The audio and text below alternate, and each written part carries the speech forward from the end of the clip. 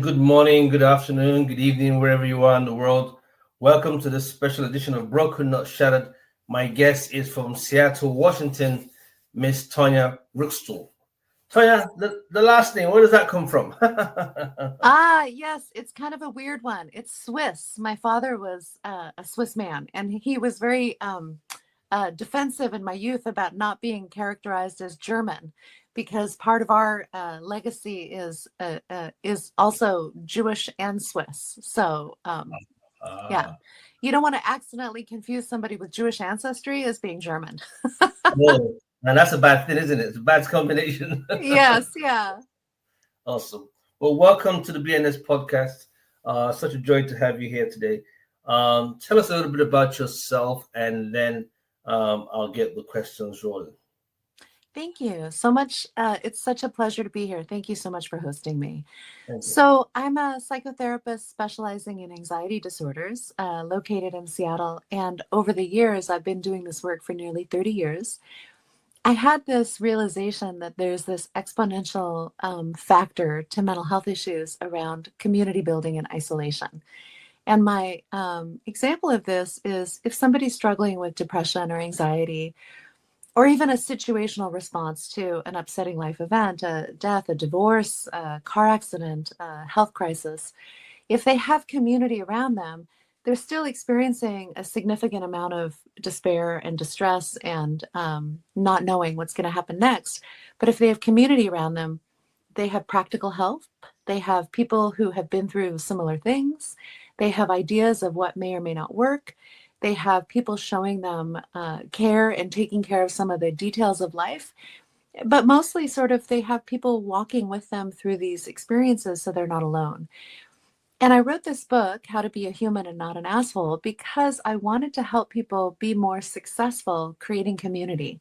I feel like life will sometimes hand us a really difficult situation, and it happens at random, and it happens no matter how good or conscientious or diligent we try to be to meet the demands of life. And so one of the ways to think about like what is a successful adulthood is, can you create community with the people around you, and can you create enduring connections where you show up for them when they're struggling and they show up for you when you're struggling. And that's not the full measure of what it is to be a grown up, but I feel like it's a very underrepresented measure, because in our American society we look at, what kind of house do you live in, or what kind of car do you drive, or what kind of, accounts do you own, what is your economic success look like. And I think that that is so much less of a meaningful indicator than the people in your life who don't have any obligation to spend time with you. Do they enjoy spending time with you? Are you the kind of person that other people want to deal with? And my book is about helping all of us become more open-minded, more connection worthy, more connection valuing, more connection competent, because I feel like that is such a important predictor of satisfaction and joy and success in all of the endeavors of life. Wow.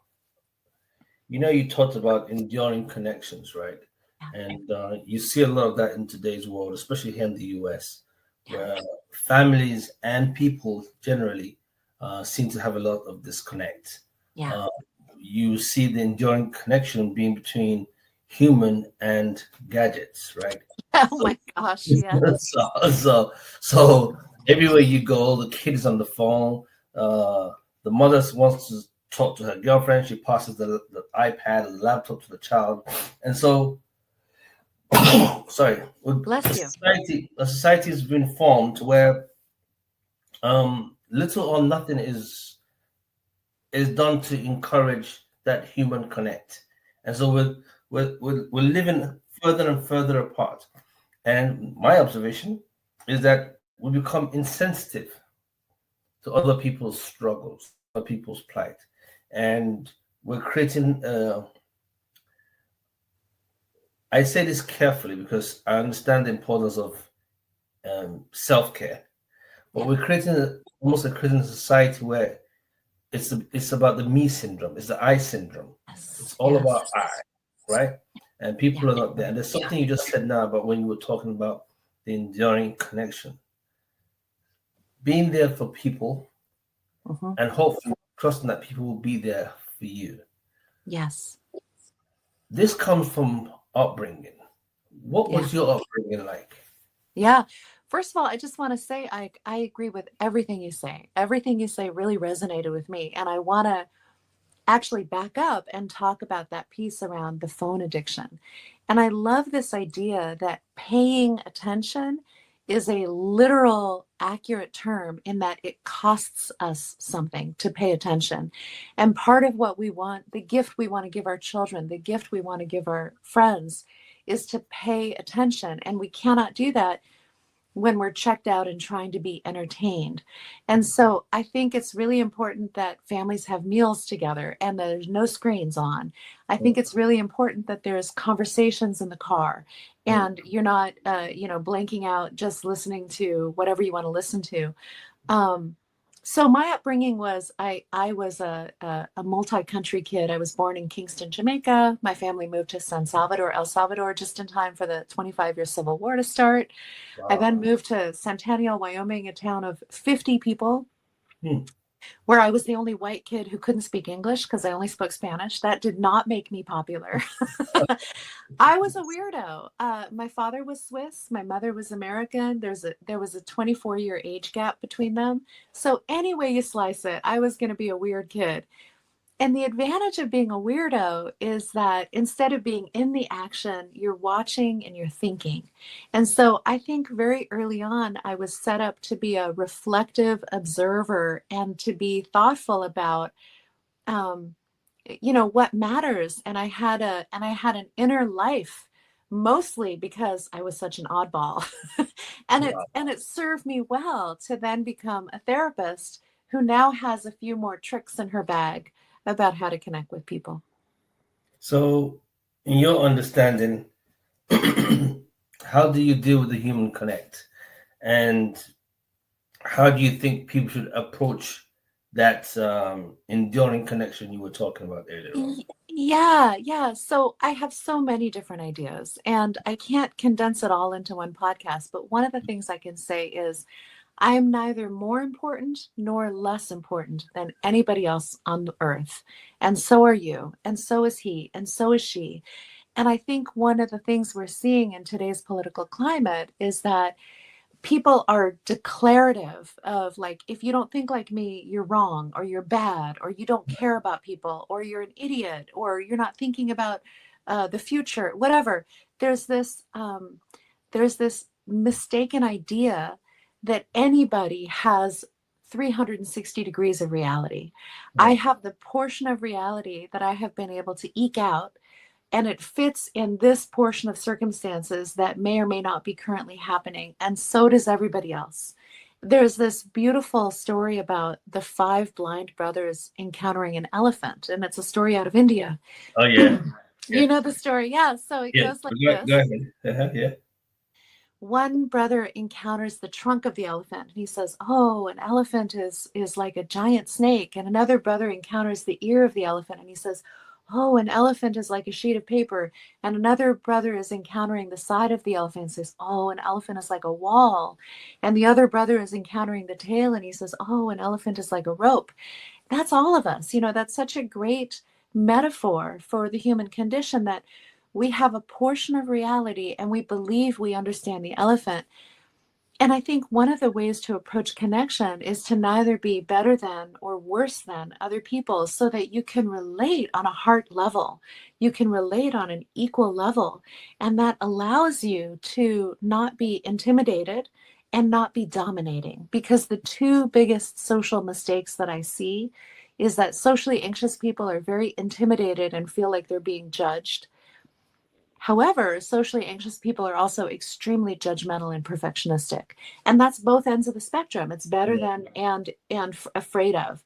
And so if I could give your viewership a message, I would say, please imagine that other people are just as desiring of having a quality connection with you as you are of them. And don't look for flaws. Don't look for reasons to fire people from your life, because we are all a mixture of wonderful and dreadful. And nobody you will encounter is going to be without challenges and irritations, and neither are you. Wow. You know, while you're talking, I'm actually taking down notes, believe it or not, Oh, because this thank is this. you. Yeah, I'm taking down notes with my pen because you see, sometimes I get these things in the moment, and so I encourage my audience not just to watch the podcast just like some form of entertainment, but also see from something you can learn from. There must be always be a takeaway of that 30 minutes that we give to you. And so as you're talking, I'm listening to you and I'm trying to connect back to the book. Yeah. So your book says how to be a human and not to be an asshole, right? Yes. So that's what the book is all about. Okay. Question. Yeah. What made you write the book? Because um, my team have accessed the book and they said it has a lot of humor. Yeah. I haven't read it yet, but I'll definitely get to it. What made you write it in that style, using Yeah. humor to address something very, very serious, like the topic you're talking about? Because it's a serious topic.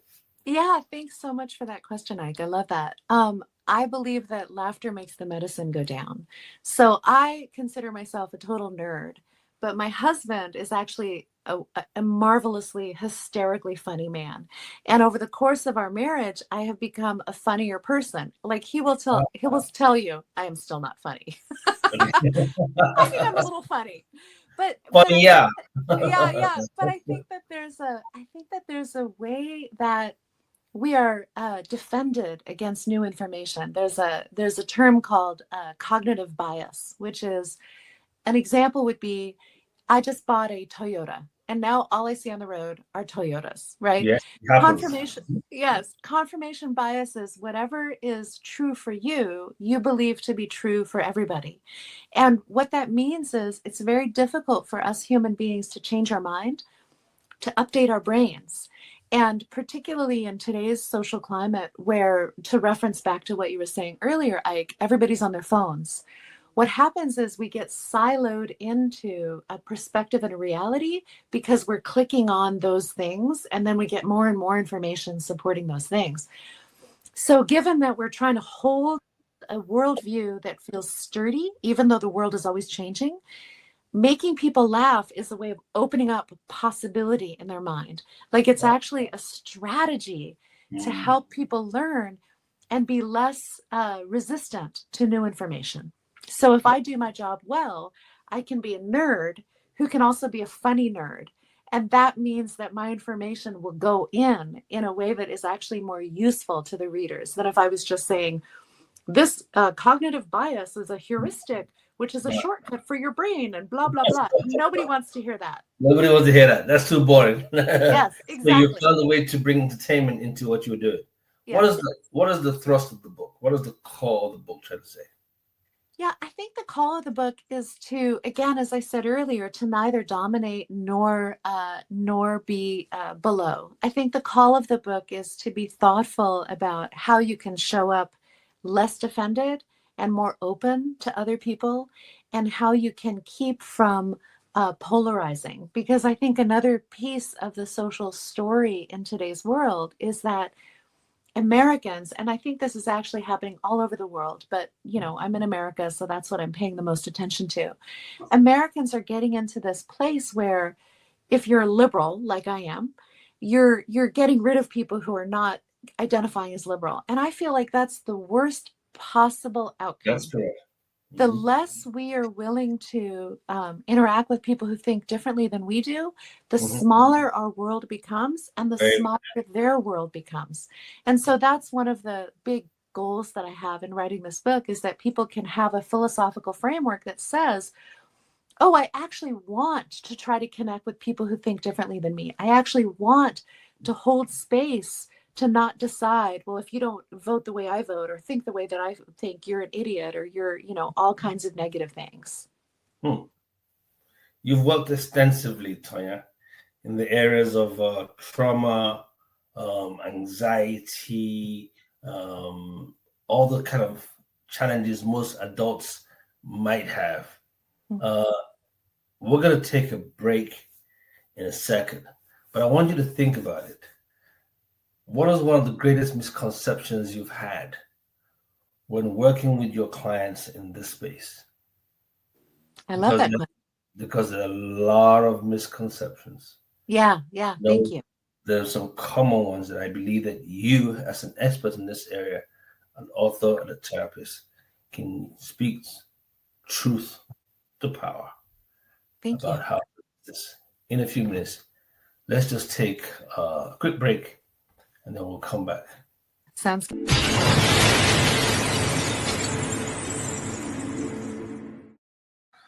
And we are back on the Broken Not Shattered BNS podcast. If you actually join us for the first time or you've actually been watching us over the period of time, please take a minute, go to any of our social media platforms, click like, hit the notification button. You get some money now, just joking. This you get will help people to pray. And I promise you that as we get the response that we need, my team and I will do much more to give you the kind of content and bring the kind of guests that we believe that will be inspiring and uplifting for you. Today, it's Miss Tanya. Tanya, I asked a question before we just got on a short break, and just because somebody might just be jumping in now, let me just ask the question again. You have an experience of working in this field as a therapist for over about 30 years, right? And so anxiety is one of the biggest things we see in our community today. A lot of people have gone through a lot of trauma. I know if we go into that space alone, we can be here for hours just talking about different kinds of trauma, right? So, and then we see a lot of challenges in today's climate, today's world. It's both local, it's international. I haven't been opportune enough to travel quite a bit internationally out of the country. And then also because of my background, just like yours, is multicultural. So my perspective towards life is very diverse. What are the most common misconceptions that you see in your practice? And take time and just talk to my audience on how to overcome those misconceptions, please. I love that question. And I think that the biggest misconception is that trauma is purely damage.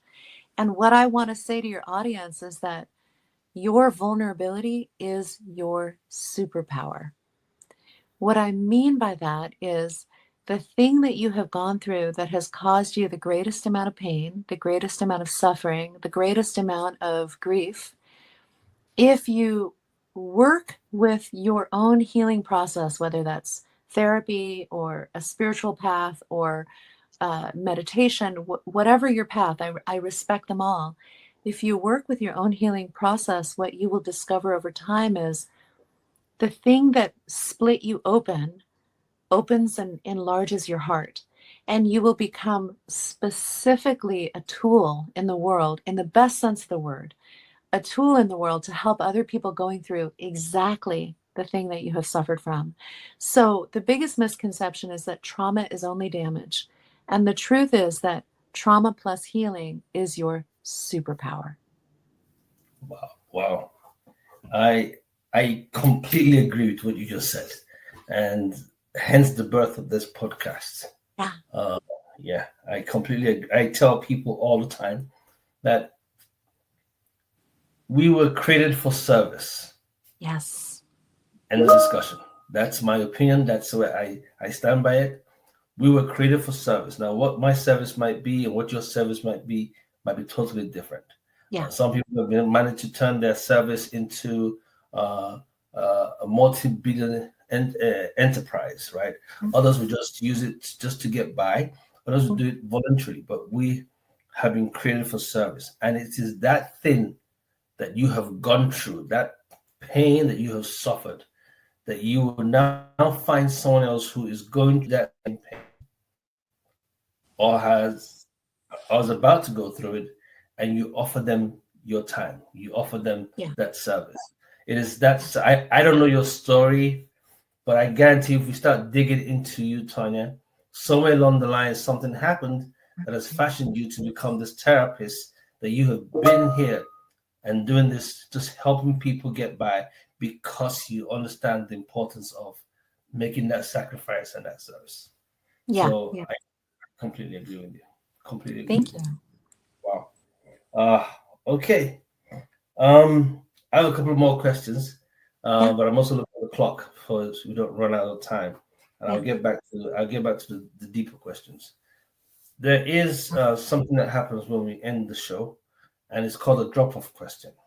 And Uh-huh. on the drop-off question, our last guest will ask a question to whoever the next guest would be, I not love that. knowing he, she, whether they're Caucasian or African or Japanese. They don't know where they're from.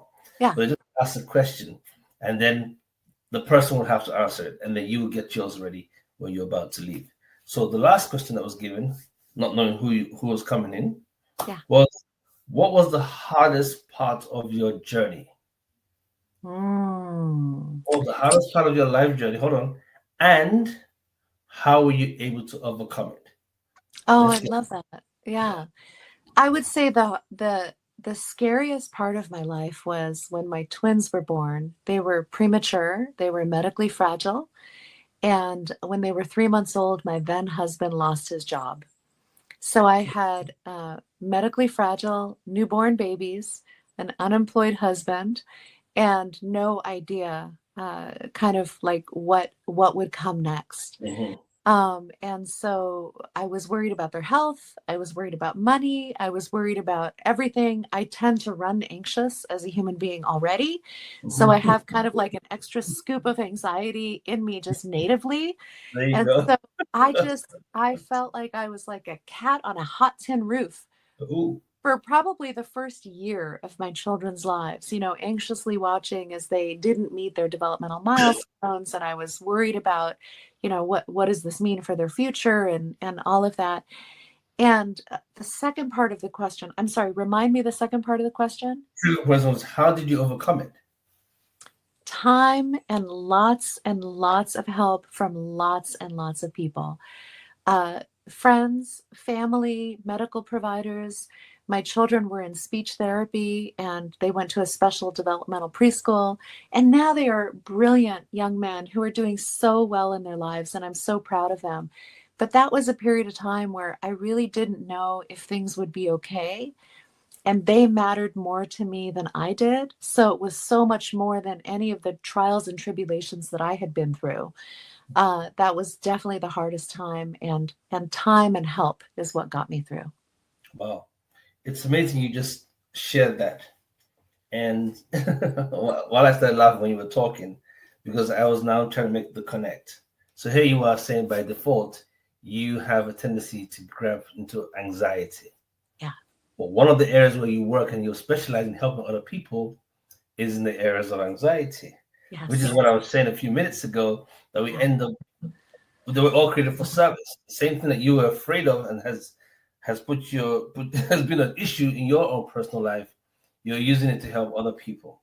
Yes. And then you also said that you were able to overcome because of the people around you, Yeah. which takes us back to what the book was all about when you were talking about community engagement, people Yes. around, and the importance of that. Wow, it's amazing. Thank you so much. Now, someone just put a question across, so I'm going to ask you that question directly because I try to allow my audience to ask questions, and then so it says, as someone who supports others through their brokenness, how do you personally stay grounded? Ah. And then, what rituals or practices help you remain whole in the midst of holding space for others? Wow. Oh, beautiful questions. Yeah. Yeah. So to the first question, how do I stay grounded? I have a whole process. Every morning, I write in my journal while I'm drinking coffee. I spend time alone in nature. I have a really beautiful garden that I put a lot of time and energy into nourishing. And I have wonderful friendships. So, all of those things are part of my self care routine. And then, I'm sorry, what was the second part of that question? Second part of the question was, what rituals or practices help you remain whole in the midst of holding space for others? Yeah, yeah. So I have in my office where I meet people, I have a sound bowl, a crystal sound bowl, and I sound at the start and the end of every day. And I feel like it creates this physical and auditory reminder of being present and of holding healing space. And then Okay. I also have the practice of every morning when I wake up, before I get out of bed, I come up with 10 things that I'm grateful for. And Oh, every time that I journal, as I'm drinking my coffee, I end my day with just expressing gratitude for the gift of being alive. gratitude. Gratitude for the gift of being alive. That is a very powerful gift. Um, One of my very powerful sayings is, and my teammates are going to start laughing because they know what I'm about to say. I always say that a living dog is much greater and powerful than a dead lion. I love that. Yeah. I love that. A living dog is much greater, much more powerful than a dead lion. So the So fact that true. we're here and alive Yeah. is enough to give gratitude. Just to Yeah. say thank you. Thank you to God. Thank you to family. Thank you to the loved ones. Thank you to experiences. There's some experiences that if we hadn't gone through those experiences, we wouldn't be there, right? That's Sometimes, right. sometimes I say thank you to my ex and say thank you for Yeah. leaving me. Yeah. Yeah. Because as painful as it was then, if it hadn't happened, I won't be where I am right now. That's So right. yeah, so and I hold no grudge. So that makes it easy, makes it much easier. I love that, and I would add that suffering makes us more interesting people. Like, I don't know if you've ever met somebody where like everything's fine in their life and it's all going well and da da da, and you're just kind of like doo-doo-doo-doo, looking for somebody else to talk to. Exactly. There's something about the human experience of suffering that gives us texture, that gives us recognition, that it's like light and darkness on the surface makes a thing pop. And we have to have light and darkness so that Yeah, we are multi-textured beings. yeah. Because we need to breathe. Just like I Yeah. tell people, fire needs air. How about Fire that? needs air. Yeah. I love that. Literally. Yeah, Yeah. fire needs air literally to survive. Okay, so I'm going to ask another question, and hopefully you get through it. This is me asking this one now. Sure. Sure. I'm big on when it comes to relationships. I know a lot of people say, "Oh, you always ask." Okay, so now I have a therapist. This is my freebie for you, right? Okay. Totally. Totally. So we're talking about relationships, male and female in this Yeah. case, Yeah. or well, relationships period, right? Um,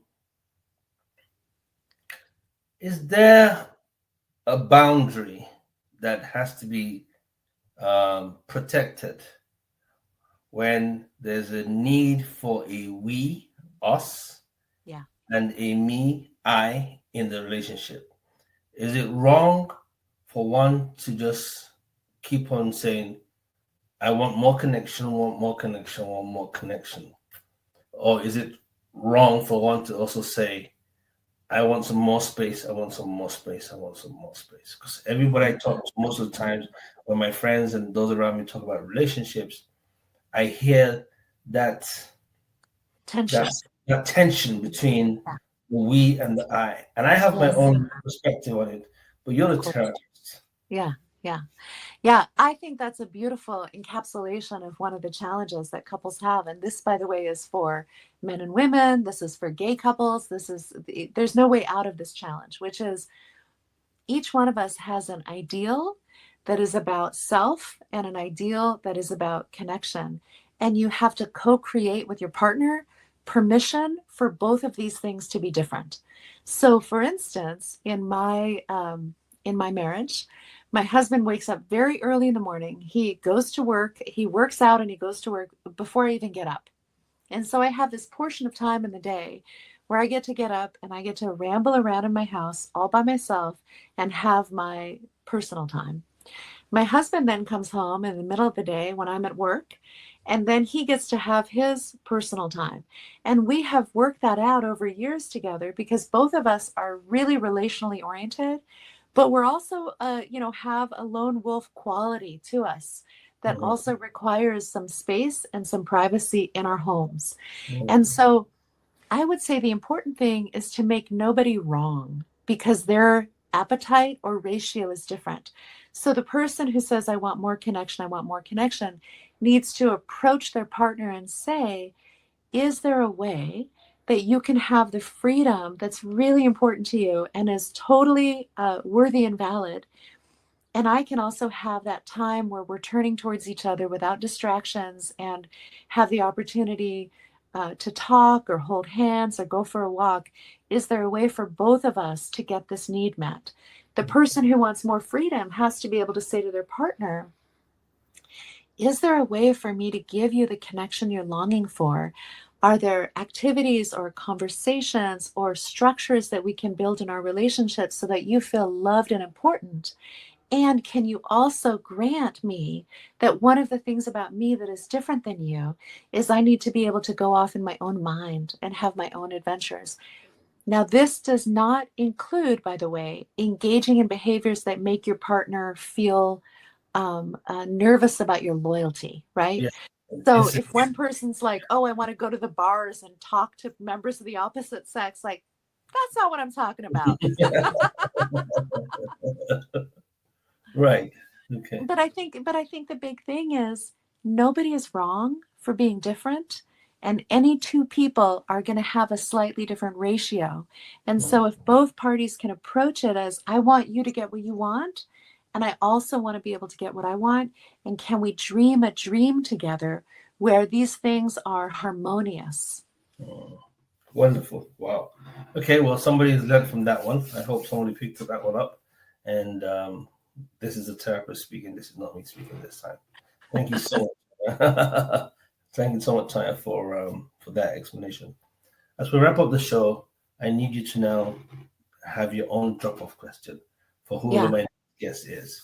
Hopefully, in the course of this conversation that we've just had, and I want to tell you that I've enjoyed listening to you. I have taken down a lot of notes in this sports time, right? And I hope It's been a pleasure to be on your show. Thank you so much. my audience would get the same feel sitting down with a therapist like you. Just for the record, um, where can they find you? If somebody wants, Thank you. yes, Yeah, I don't have a big social media presence. So my website is therapistseattle.net, and that's the easiest way to find me. And my books are for sale on Amazon as well as Barnes and Noble. therapist Seattle, therapist Seattle. .net. Okay, done it. Okay, good. Thank you. And my drop-off question is, Yes. what is something that you used to be bad at that you are proud of yourself for having learned how to do? Hold on again. Say that again. Yeah. What is something that you used to be bad at or not know how to do Right. that you are proud of yourself for learning how to do? Oh wow, that's a good one. Something that you were completely bad at before, but now Yes. you're proud of yourself because you've learned how to do it. Yeah. Tanya, thank you so much for this time. And on that note, we're going to wrap up today's podcast with our precious three words: much love, much care, and much more peace. Please follow us on the next edition of the BNS broadcast. Ms. Tanya, thank you. And regards to the Thank you. family, take Thank care. you.